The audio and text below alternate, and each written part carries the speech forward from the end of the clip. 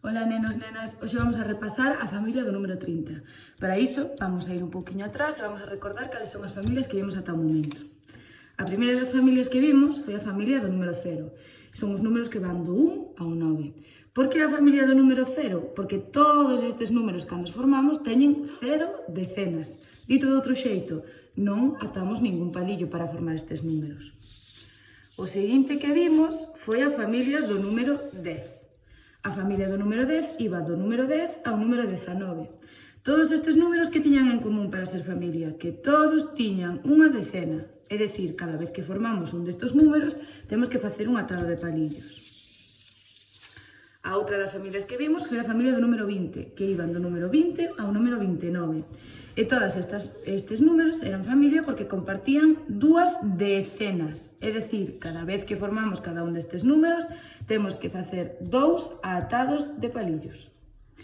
Estas semanas anteriores vimos a familia do número 30.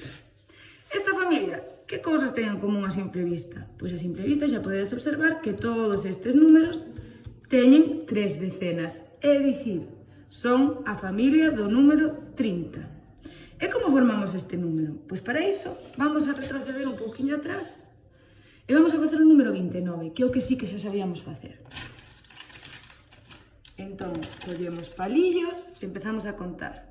1, 2, 3, 4, 5, 6, 7, 8, 9, 10, 11, 12, 13, 14, 15, 16, 17, 18, 19, 20, 21, 22, 23, 24, 25, 26, 27, 28 e 29.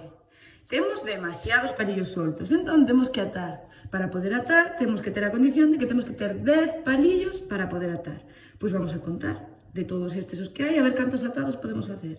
E temos 1, 2, 3, 4, 5, 6, 7, 8, 9, 10. Xa temos un atado. Collemos os palillos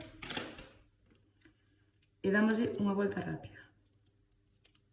Vamos a ver, seguimos tendo demasiados palillos. Pois vamos a intentar volver a atar. Para iso, outros 10 palillos. 1, 2, 3, 4, 5, 6, 7, 8, 9, 10. Collemos estes 10 e volvémolos a atar. Xa temos o número 20. Por qué? Porque temos 10 palillos e 10 palillos. Ou o que é o mesmo, temos dúas decenas. Formamos o número 20. E aquí temos soltos o número 9. 1, 2, 3, 4, 5, 6, 7, 8, 9. Agora, para o número 30, que tenemos que facer? Coller outro palillo.